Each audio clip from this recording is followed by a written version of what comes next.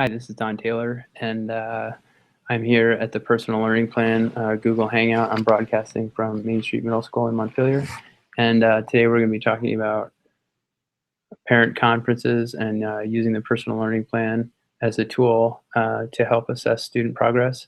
We're also going to be talking about continuing implementation of personal learning plans, and we're going to discuss the rollout for our personal learning plans here at Main Street Middle School.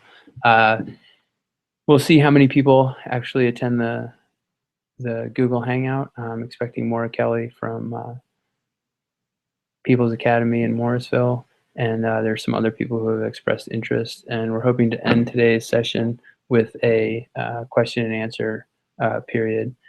Also, we're going to try and take some notes and make those available to people, and we'll see what happens with the technology. So welcome, and we're just kind of waiting to see who's going to hang out. The time really is going to be starting at 3:30. We're a little early, and I'm just kind of fooling around with some of the technology. Thanks very much, and we'll get started here in just a second.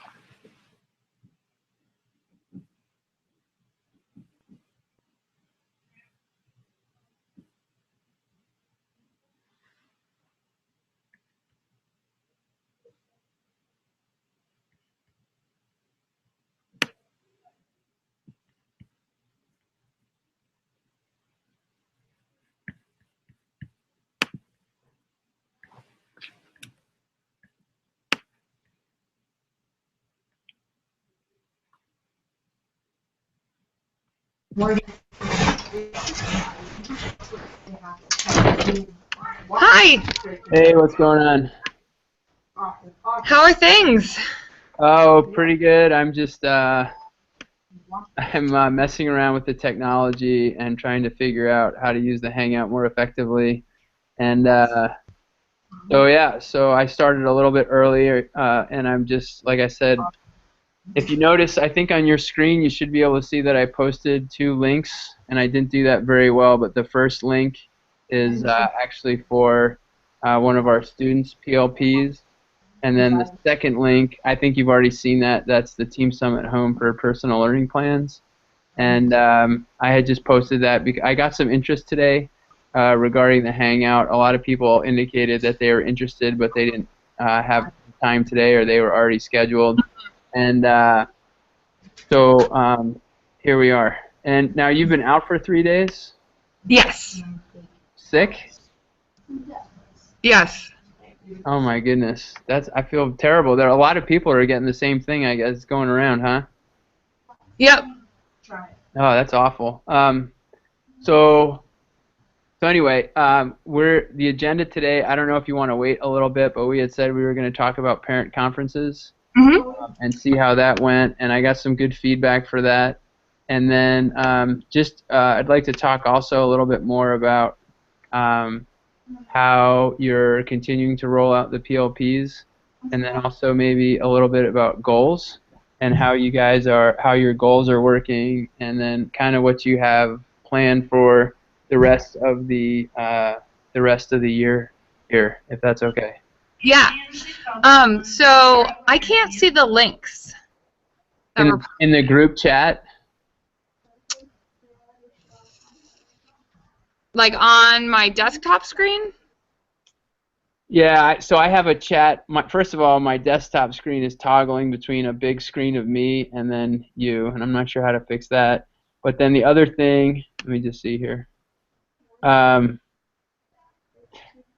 So I posted you don't see on the chat, there's a group chat on the side.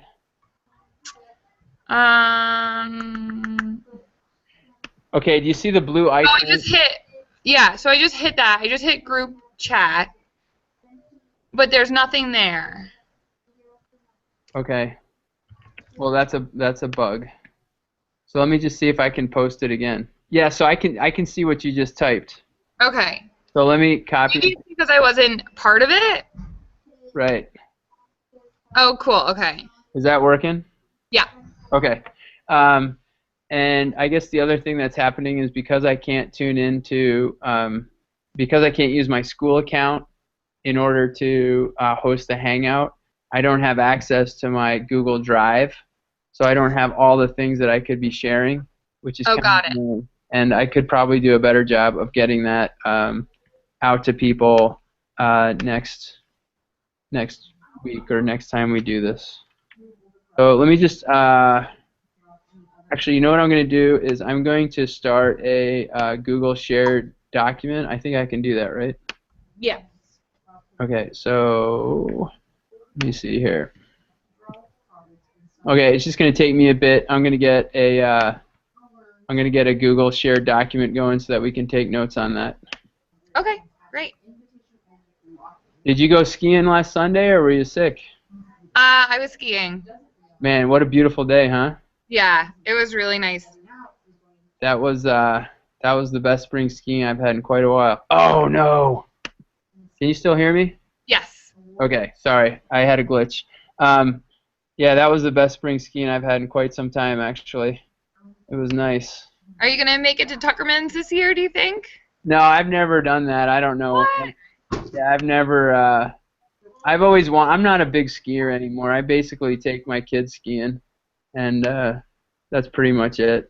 But I've heard about Tuckerman's, and I'd like to go, but I don't know anybody who knows how to do it.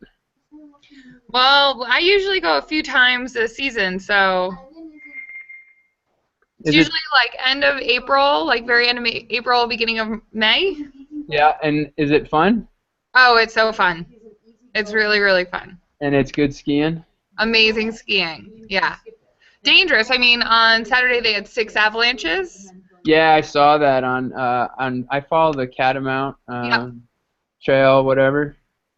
And my grandmother actually used to ski Tuckerman's a lot, and she would always do it on the 4th of July, which is really funny because if you just think about how time has changed, like now 4th of July, the ravine doesn't have that much snow, but that always used to be like what they would do.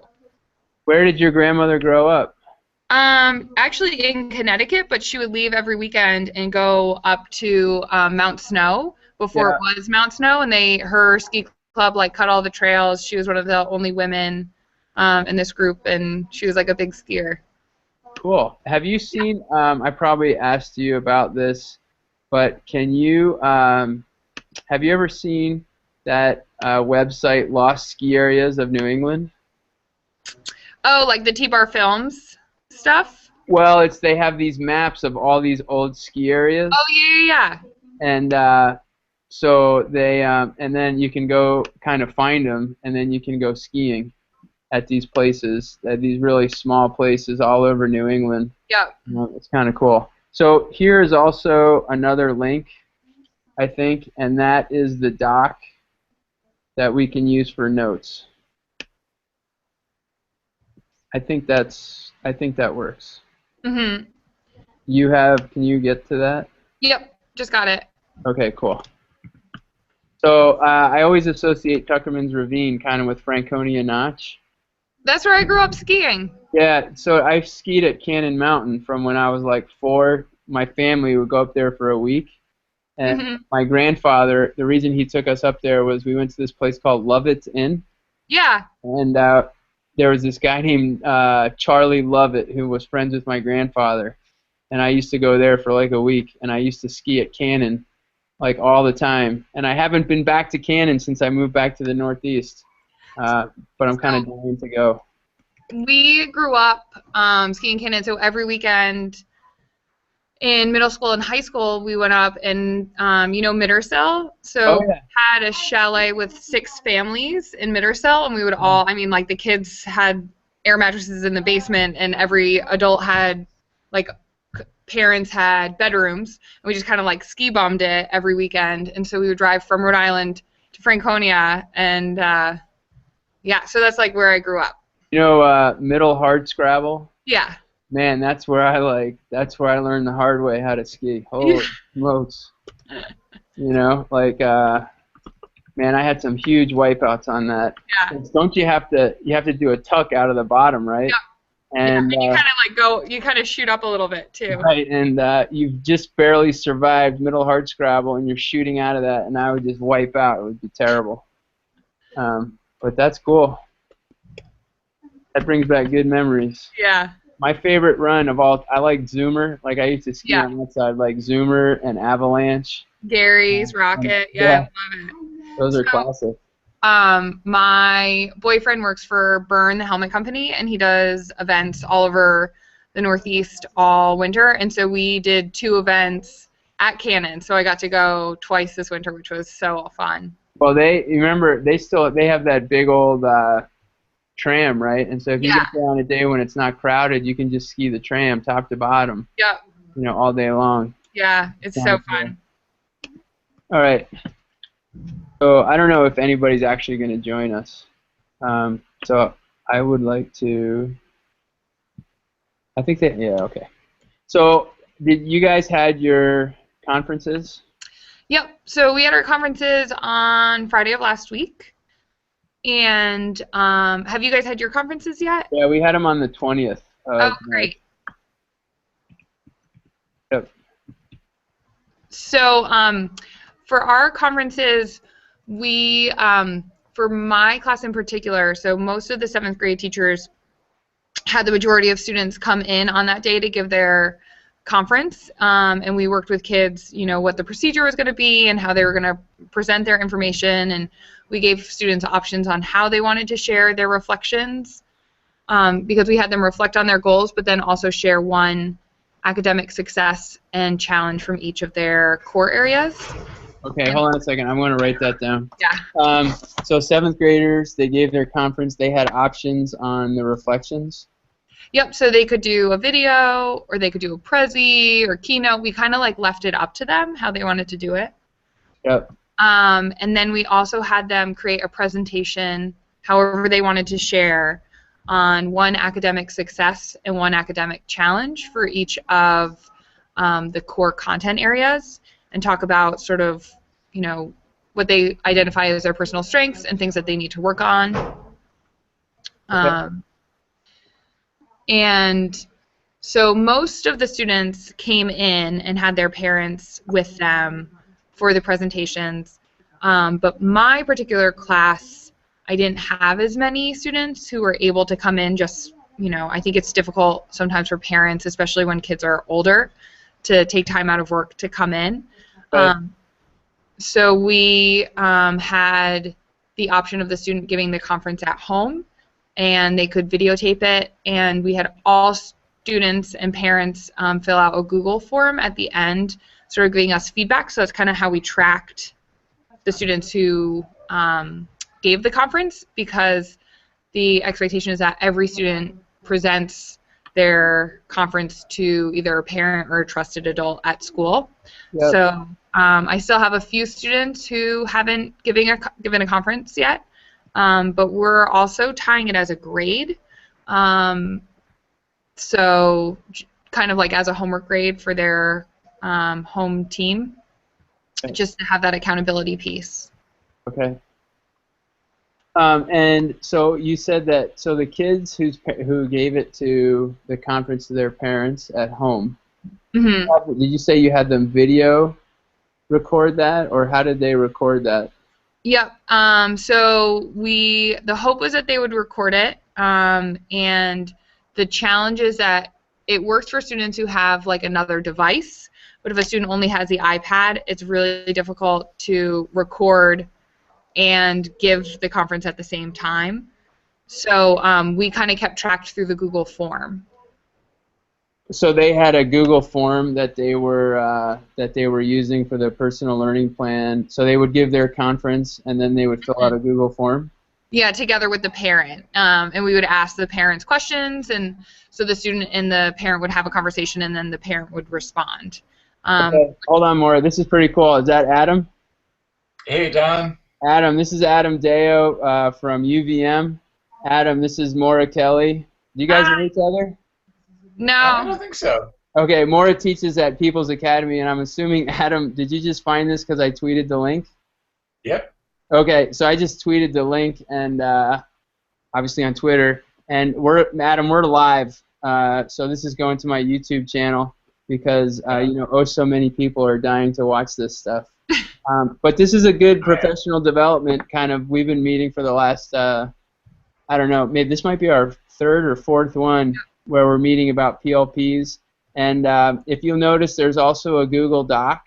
I don't know if I posted that while you were on. Let me, I'll repost that. If you have any questions about what's happening or what we're doing, you can access that on this Google Doc. And basically, we're talking about, there it is. I don't know if you can see that. Yep. We've been talking about conferences, and People's Academy just had their conference, and Maura is explaining how that went. And so I guess my last question, Maura, is what was the parent feedback on that? Yeah, so we actually were just talking about this in our team meeting today a little bit. It's definitely a shift for the parents. So overall, parents are really positive about it, and feeling like it's really important for kids to set goals. We asked them about, what the best part was, and a lot of parents said it was so great to hear their students talk about their successes and to really take ownership of their learning. But there is this piece where parents are sort of feeling like, two things, and it's really a small number of parents, but one of the questions is, why are you taking time out of school to do reflections, and why are you taking time out of school to just talk about goal setting and planning for these conferences? And then the other thing is, why do we need this day? Why do we need to come in to the school if we're not really having time with the teachers, like a traditional conference? Because the way that we do them, they're staggered by 10 minutes, but a lot of times there'll be more than one family in a classroom at a time. So we can't really have those conversations about, the quiz grade that they got or the behavioral incident. And so I think there is a piece missing where parents are wanting that traditional conference where the teacher just talks about the student. So we're still trying to figure it out, but it's definitely a culture shift. But people are really positive, and as a teacher, it's so rewarding to see our kids sort of taking ownership of what they're doing. That sounds awesome. That sounds really good. I'll touch base on the idea that you just mentioned about this traditional conference. I think is sort of I wouldn't say it's a roadblock, but it's something that we definitely noticed. And so just real quick, I'm going to turn around and get... what we did is we gave well, first of all, in the week prior to the conferences, we have this SST, which is an intervention block in the middle of our day.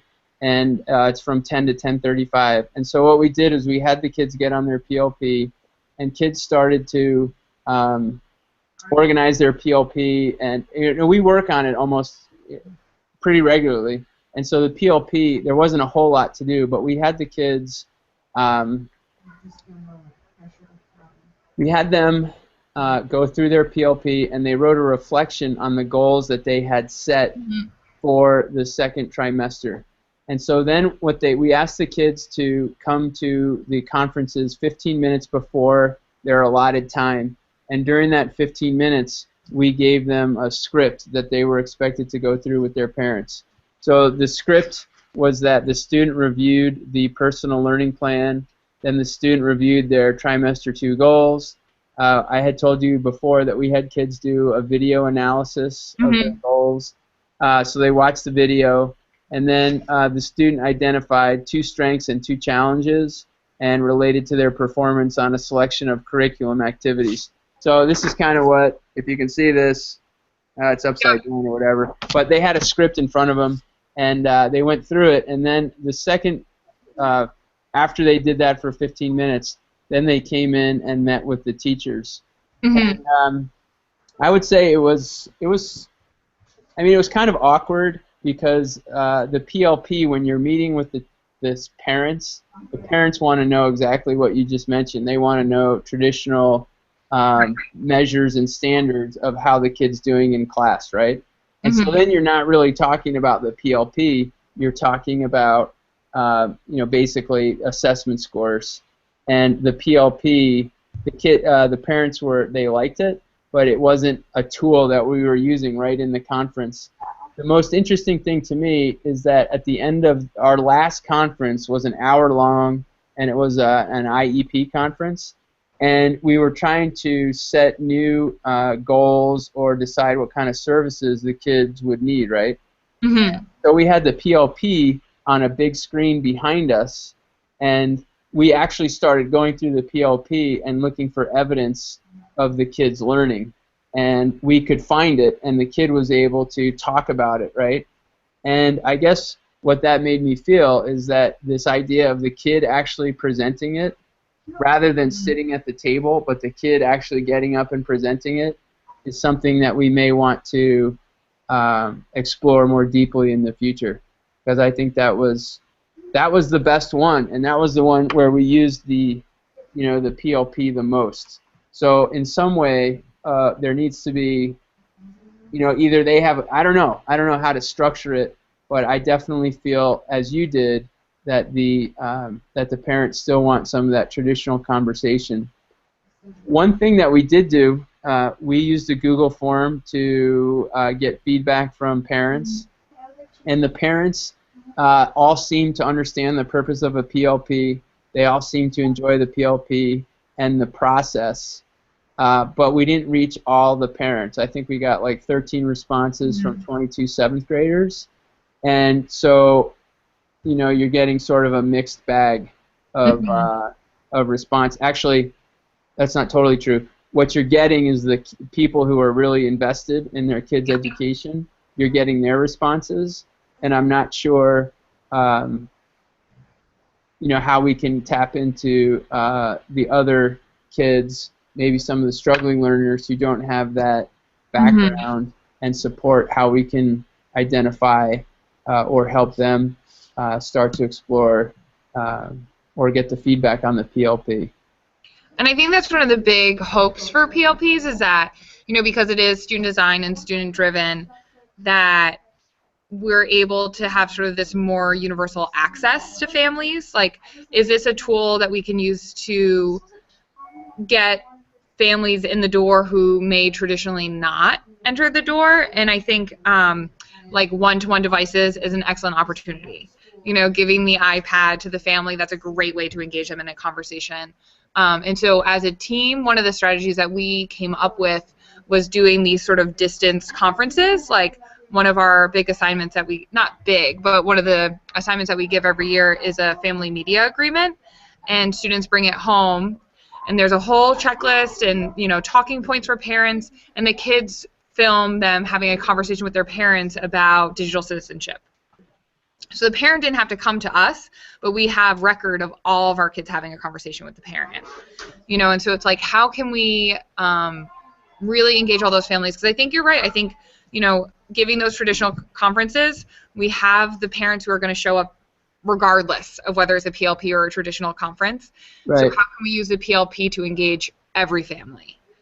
And I think we've started to question if, you know, does it have to happen here? Like, does a parent need to take time out of work to have it happen and have it be meaningful? And we haven't really figured out what that's going to look like. But we keep saying to our parents, you know, we're ready to meet whenever. You know, we're not just available on one day for 20 minutes. You can call us anytime. You know, we can call you anytime and schedule meetings if that's what you're looking for. So trying to sort of figure out, you know, what is this paradigm shift going to look like? So. Yeah, I think you make some really good points, and in particular, we had some kids were on vacation or they took an extra day off, and so we had asked their parents to record it, and we had sent communication home and said, this may sound a little, we just said, hey, look, if you're available, we would love to have you record it, because we also wanted to hear how kids were talking about the PLPs to their parents and how they were communicating the ideas behind it, and to see if we could use that information to kind of change how we are presenting the PLP, or to find if there's missing information. I do want to go back to this this idea of meeting parents where they are, and I included in my notes this idea of the smartphones, because I think there's studies out there that show a parent might not have internet, they might not have a home computer, but they will have a smartphone. Yep. And so how could we start to access people's, you know, to put this in front of them in a way that's going to get them more involved? And, you know, most of them have access to Google using the smartphone. Is the Google Hangout, like what we're doing, is this something that we could be using for conferencing? And is that, if so, could we be actually training our kids and training the kids to train their parents, so that we could have much more flexibility in terms of reaching out to those parents? But then also, how do you make it so that your PLP, you know, is mobile? Right. Like, we make it mobile, and that would be awesome. I mean, that would be, you know, really incredible, because then you could have this ongoing, you know, you could ask the parent, you could text the parent to ask for a reflection on what their kid was doing. And if it was mobile, you know, it would just be a lot easier for some of our parents to respond. Have you heard of what is it, Remind 101? Yeah, I'm actually using Remind this year in my classes, and I've had about 14 parents sign up, and we actually asked the parents on the Google survey where they're getting their information from. And the majority of people are still actually talking to their kids. Second was looking at the website, and then Twitter and Remind were a little bit farther behind. That's good to know, because I've been wondering. Well, I will be honest with you. The Remind is outstanding, and I piloted it this year, and I could probably do a better job with it. But the Remind is really good, and it is super easy. So once you sign up for it, basically they send you the instructions, and then you just create a PDF, and you can put that on your website, you can print it out, and then what makes it so great is that you never exchange phone numbers with them. Right. You subscribe, and the other thing that makes it great is that you can schedule your texts. So you can send a text every Monday at 9 a.m. Right. Don't forget, blah, blah, blah. Right. So I think it's really good. And do you have kids using it? Not yet, but I want to, because I think that's what I want to use it for. They just increase that functionality where, or I think you have to be over 13, but they change it in some way. But I would really give that a shot, because I think it works really well. Yeah. So what's next? So in terms of what we're going to do for the rest of the year? Yeah, and Adam, did you have any questions about what's going on? Well, we were just having a conversation about PLPs today, so certainly when you tweeted it out, I wanted to join in just to reflect a little bit about that. Just the notion of kind of PR that you're talking about with families, and the fundamental change that comes about with PLPs in the way that it becomes more student-driven than teacher-driven. Is a big change for families, and I was curious how folks are doing that, and I like that notion of reaching out to families in a way that meets their needs. So whether it's through video conferencing or Remind or any of those other avenues in addition to meeting in person. But I was curious how that was going in general for folks. Well, like I said, right now we had, like I said, about 13 parents get back to us, and I think they were pretty positive about the PLP. But I think what you're talking about, reaching out to families, is almost a whole another complex piece of the personal learning plans. Because right now, I mean, this is my second year, and I think Maura, your first year of using the PLPs, right? And so I'm still building the program and trying to figure out where we're going next with the PLP. And then how do we get kids invested in the PLP as a longitudinal record of their growth as a student through the Montpelier school system? So I'm looking at it as a tool that's not only informing me as a teacher, but informing the kid about how they're progressing through the programs. Mm-hmm. And I think what Maura and I have discovered, having just had these conferences in the last 2 weeks, is that getting families involved is this other giant pillar that would really make the PLPs strong. And as you mentioned, I'm not sure the best way to do that.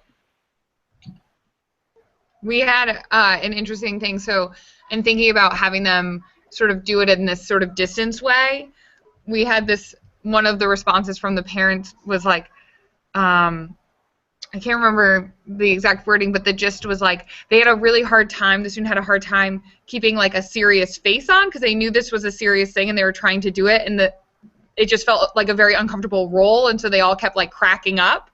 And so sort of, I think it's one of those things that over time it will feel more a natural part of it. Like, this is our first student-led conference, our first PLP, and we also are trying to figure out, like, okay, so how do we then make the goal setting embedded in our core content areas? Because a lot of times it's like on Fridays we have flexible Fridays and we do PLP stuff on Fridays, but it's like we don't want it to be a Friday thing, we want it to be an everyday thing, even though they're reflecting on what they're doing during the week and they have evidence of their classwork within their PLP. How do we make it be embedded a little bit better? And I think once that happens, it's going to feel different to parents, because if it's feeling like an add-on to kids, it's going to definitely feel like an add-on to parents. So yeah, I mean, I think there's a lot there. I'm trying to capture at least some of it in the notes, and especially about the goal setting. And one thing I just wanted to add right now is I'm taking this social emotional learning class with Mike McCraith, who's out of Enosburg Falls, and that is dovetailing a little bit with, actually is dovetailing a lot with this idea of personalized learning. And so we're looking a lot at Dweck and growth mindset, and we're also looking at Duckworth and her stuff, and then the psychological interventions by David Yeager.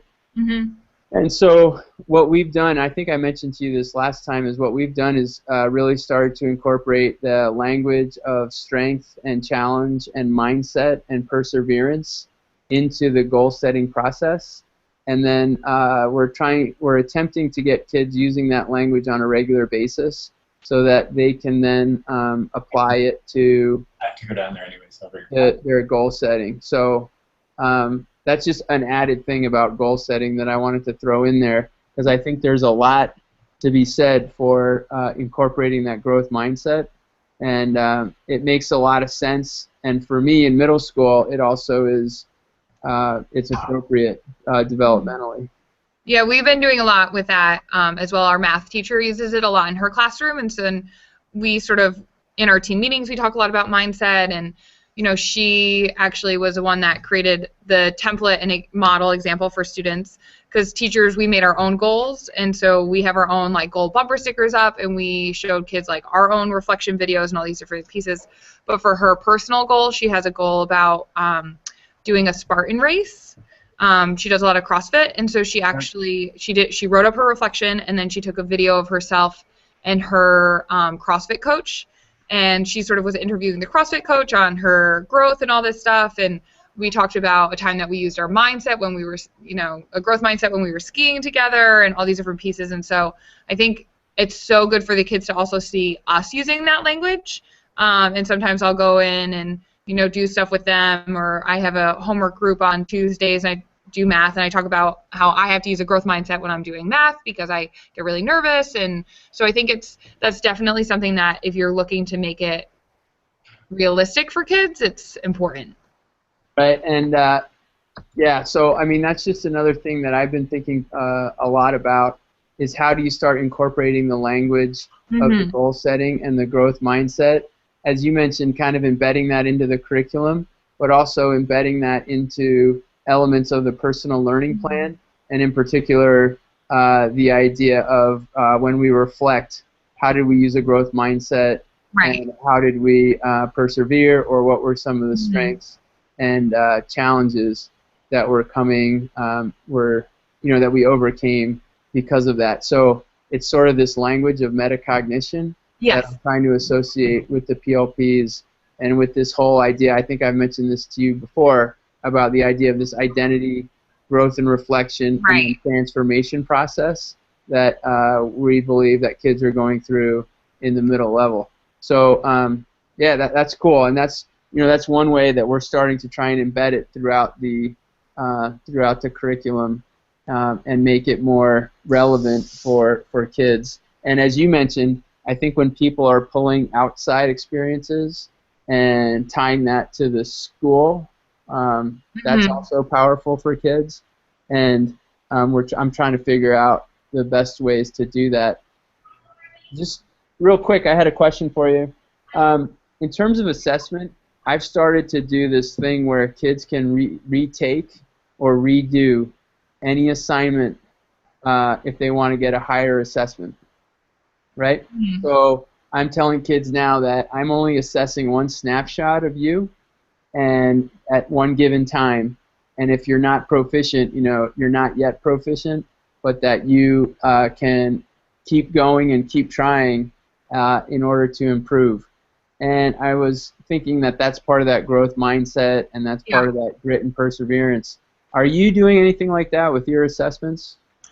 Yeah, so we haven't really structured it yet. I think once we move to more proficiency-based grading, which I hope is going to happen, we'll definitely do that. I've always allowed kids to keep working on assessments, and so they know that they can redo things as many times as they want, because I think it's just really important. And I'm always surprised at how few students take me up on those offers. Yeah, I'm actually tracking that this trimester. Yep. So what I'm doing is I have a column in our Power School, and it says, a number of times that a student is retaking or trying again. And so far, I mean, and what's interesting is that the kids who are doing that are the top academic performers. Right. So how do you solve that problem? Well, and that makes me wonder, are they using a growth mindset, or are they doing it because it's comfortable? I don't know. That's another issue that I think needs to be talked about, or at least addressed sort of within the scope of the PLP, is how many of our kids are willing to retake things. And if it's, and I think it is the classic, like, well, I didn't do well. Well, it was really hard. Why would I want to do something that's hard again? Right. So how do we create this culture where kids feel good working hard? Because, and not that kids who, you know, are high achievers don't work hard, but it just probably feels a little different. And so, you know, are we creating another, I don't know, it's something that I think about all the time. Like, how am I engaging those really struggling learners? And how do I get all of my kids to work hard, like have their brain work really hard? You know, this is embarrassing. When you mention it like that, I've never even thought about it like that. Like, are we creating another obstacle to success? Right? Yeah. Yeah. Like, right. How do we get all of our kids to work hard? And where they're supposed to work hard, you know what I mean, which is kind of the differentiation conversation, but which I think is really hard to do. And I think, I don't know, I think it's going to, with proficiency-based grading and all these different pieces, I think it's going to be an interesting experiment, if you will. So. Yeah. So I guess Adam signed off, but the last thing I just want to talk about quickly is what are your next plans for implementation? Like, what are you doing next, and where do you want to end for the year? Yeah, so we've kind of like just started having these conversations. Our hope for the next part is like the my future, like where do you see yourself? You know, what colleges might you be interested in? What careers? You know, are there summer camps or are there online courses that you can take or people within the school you can identify that can help you with the My Future section? We haven't really, I think we're kind of in the process of taking a deep breath after prepping and doing all the student-led conferences last week. But that's our hope, is to do more about students' futures, especially as they go into 8th grade. So looking at, you know, how do we bridge the gap? And I think our hope is that at the beginning of, or actually, sorry, at the end of this school year, our students will be able to do a round table with their future teachers and sort of present the PLP to them and start the conversation about goal setting in the spring of their 7th grade year for their 8th grade year. So how do we kind of close the loop? But this is all kind of in the start. That's sort of like the dream. So I guess I didn't realize so you're not a multi-age team. No, we're just a 7th grade team. Okay, so you're losing these kids obviously next year. Yep. And so are the 8th grade teachers, are they on board with the PLPs and are they ready to go? Yep, so 5th through 8th grade this year implemented PLPs. Okay. And so each grade was able to design their own PLP template and sort of implementation plan. But the expectation is that every grade has one. Every grade does a student-led conference. So we don't really know what it's going to look like when, like, our 7th graders go into the 8th grade, because the 8th grade PLP site looks a little different, but it has the same, like, they all do goal setting, they all reflect, they all, you know, show their growth. So I think it's going to be really interesting next year. Like, what do we do with kids who have already had experience setting goals, and then every year after that, you know, how do we create this sort of learning continuum for the PLP? Right. And you personally, how do you feel about how the PLP is going?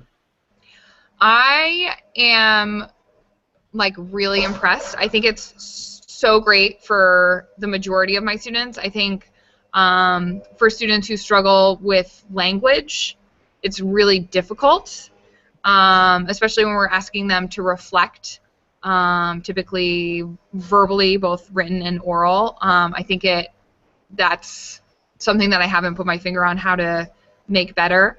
I wish that it was the driving force of what the student did. Like, it sort of became their roadmap for the year, and they just, you know, worked independently.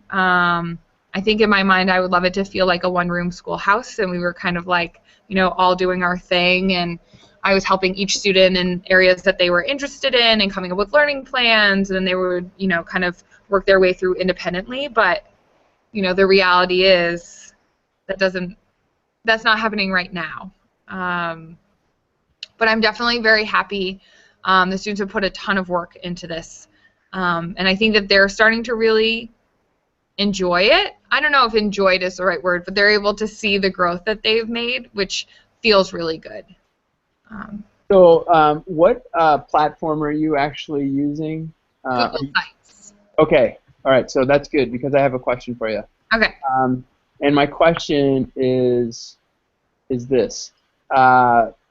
So our kids are using Google Sites as well, and I think the most important element of this whole deal is going to be to have kids see their growth on the site, right? Mm-hmm. So I wanted to know how you are planning on keeping what they've done this year on their site next year, because I've looked into this idea of copying a whole site.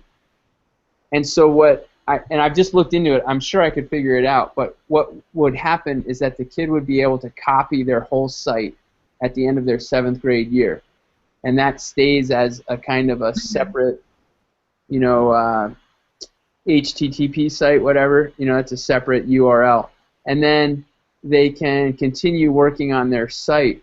But then they could. What I'm interested in is to see how a kid could bring up their site from 7th grade and their site from 8th grade and compare them. Because what's happening now is that kids are continually modifying and changing, and so we lose sort of track of the changes. Yeah. I was wondering how you are thinking about that. So we actually had a huge conversation about this at MGI because we were trying to decide, because we were rolling it out 5 through 8.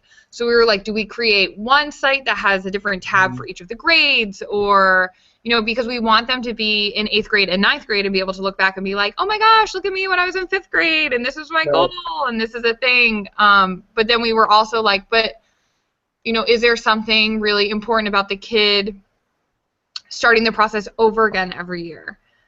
Or do we not want them to start the process over again? But one of the things that we definitely wanted to figure out is how do we keep these sort of like snapshots of them as a learner and not just continually evolve. And so I'm sure this is going to be a big conversation that we as a school kind of decide what will happen. So, and something you said just triggered an idea in my mind, because what would happen is if you had all these kids making duplicate sites all the time, eventually... It's so mad. Right, and eventually what would happen would be you would just have, you know, you'd have to name your site like Maura Kelly, you know, 2016 number 3. And right. You have this really arcane naming. But maybe what we should do is think about adding a tab or a section on your Google site that's just archives. Mm-hmm. You could just take your photographs. All the links. Yeah, or you could just take your photographs and create like a timeline of photographs and have that on one page. You know what I mean? So like every time you change your photograph, you have to put the old one onto this page, and then the next time you do it, the most recent one goes on the top of the page, but then you could end up scrolling down the whole page and seeing this evolution sort of your growth. And maybe that's a way, you know, adding this archive page or adding these links where you could have kids tracking what was going on, and but still be on the same website and not having to create a new one. Because I'm thinking about how to do that too, because what I think we really want is to have kids at the end of their senior year in high school to be able to look back at videos they had in kindergarten. Right, and be like, look at where I've been, yeah. And so that's something that I guess I need to think about as well. And so are you having a culminating event? So that's the hope that the culminating event will include their teachers for next year. Okay, yep. So like their teacher from this year, them, maybe their parents and a teacher from next year, but then we're even thinking like logistically, like how is this gonna, like, then who's gonna be with the kids, and is it gonna happen during the day, and what's that gonna look like? So I don't know. Okay. I guess where we're going is I don't know where we're going. What happened today was that our kids actually worked with sixth graders, and the sixth graders were putting together their relationship webs. And they had hand-drawn their relationship webs, and then the sixth graders came in and they received help from both our seventh and eighth graders in how to use Google Drawing and how to make a digital relationship web. And then we're going to go back, and I think we're going to help the kids use those relationships to isolate their principles and values. And so that's been good. It's been good to have our kids teaching other kids sort of, what we're doing and what we've done, because they have the experience with it. One thing that I'm definitely going to change for next year is on the identity page, I'm going to have kids create little videos explaining who they are as a writer and who they are as a reader, and maybe also who they are as a student. I'm starting to kind of be a big proponent of these short 30-second, like selfie smartphone videos. They're very easy to make. Kids have all the technology. They worry a lot about how they look and etc.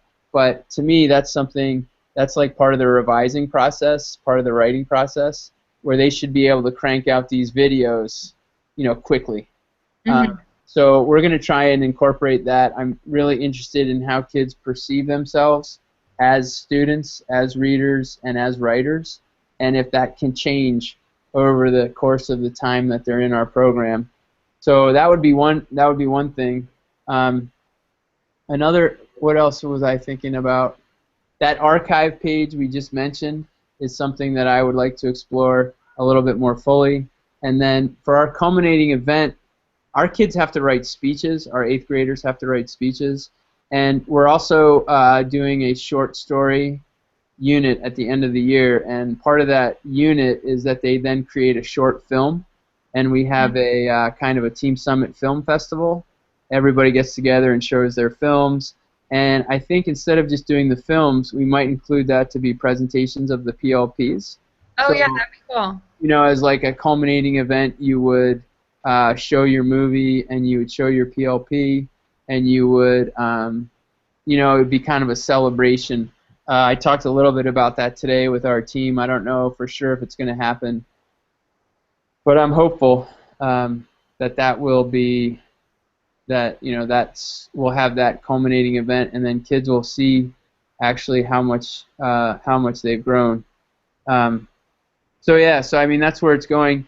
One thing that I'm also finding, and I'm not sure if this is true at your school, is that it definitely matters who's at the front of the classroom and what their feelings are about the PLPs. And I think that is something that is going to be a real struggle for the rollout of PLPs across the state of Vermont. And I think what you expressed about kids and feeling proud about kids, I think that tells me that you felt it. There's this thing with your PLP that when you have your kids working and they're engaged and they're motivated and you feel it, you know what I mean? You're just like, whoa, these kids they're doing it. And I think you have to have that feeling to believe in it. Does that make sense? Yeah, definitely. And I think we as a faculty at PA, we kind of were really lucky in that we were given a lot of ownership in the creation process. And we were also having vertical conversations, and it was so hard, but we were all so committed. So coming in, we were implementing our own plan that we created, and we kind of have been sharing it with the students a little bit, but we've also been going through the process ourselves. And so I think it's a big undertaking, and I think I hope people don't try and, I mean, it's a lot of work, and I think that's what the big challenge is, and teachers' mindsets and feelings about kids and about goal setting. Right. Have you done any surveys of teachers who weren't at the MGI? Like, is everybody who's doing a PLP, were they all at MGI, or are there teachers who weren't at MGI and have had to implement PLPs? There were 5 teachers out of 20 who weren't there. Who were not there? Or sorry, 5 out of 19 who weren't there. And have you talked to them at all about how they're feeling? No, but I know that then going back at the team level, changes have been made to reflect sort of as a team what they wanted once they sort of rejoined together. But the majority of every team was present at MGI. Okay. Just I wonder, as I mentioned before, as a professional development thing, because what you just said I think is really important, that if people didn't have ownership of it, then that I think that changes the way they present it. Mm-hmm. And I'm just, this is very anecdotal, but I'm just kind of hearing from kids that maybe in other places there's not the same buy-in, and that's having an impact on how it's rolled out. And I think down the road that could prove difficult for the whole PLP idea to take hold. Mm-hmm. So I just kind of wonder how you get around that, or how you get over that, and where that's going, because I think that's going to be, a big deal, especially because isn't 2015? Isn't it next fall when all these things have to be rolled out? I think it's November. Yeah, November 2015. Well, that sounds good. Do you have any other resources or things you want to share? Not at this moment. I still need to go through and figure out like a student site that I can share. I don't have one of those yet in our site template. So I'll try and have those for the next time we meet. So maybe, the first Thursday of next month. Yep. Let me just double check on that. The 7th, maybe? Yeah, I've been so busy lately. It's crazy. Things don't slow down. No. Let me see here. So May. Oh, May. Okay, I gotta. Hold on. Yeah, so May 7th. You want to try for that day? Yep. Okay. Thanks very much for participating and being so gung-ho. It really helps. Of course. It's good to bounce ideas off of someone else, too. Well, it really, it also is helping me with the technology, sort of with the Google Hangouts. Mm-hmm. And it also makes me think about, how do I get a better background? And, how do I start actually looking somewhat professional when you're doing this sort of thing? Because as you mentioned, eventually we're going to be doing this with parents, right? Right. And so you want to be, you want to be, you want to look like you know what you're doing, I guess. So that's very helpful. And then just one other thing, I may be teaching a personal learning class this summer, and I don't know if there's people at your school who would be interested, but if they are, I can get that information to them. Yeah. It's going to be at St. Mike's College, and I need 12 people to sign up to do the class. So if we can get 12 people to sign up, that would be good. And I've also got a bunch of resources from that social emotional learning class. Mm-hmm. And if you'd be interested in those, I can post those. I can post those online, and then you can take a look at those. There's a really good review of literature from the University of Chicago. Mm-hmm. that talks a lot about study skills and habits and growth mindset. And so anyway, I'll try and bring that to the table on May 7th. And until then, I hope you get some good days skiing. Yeah, you too. All right. Thanks, Maura. Take care. Bye.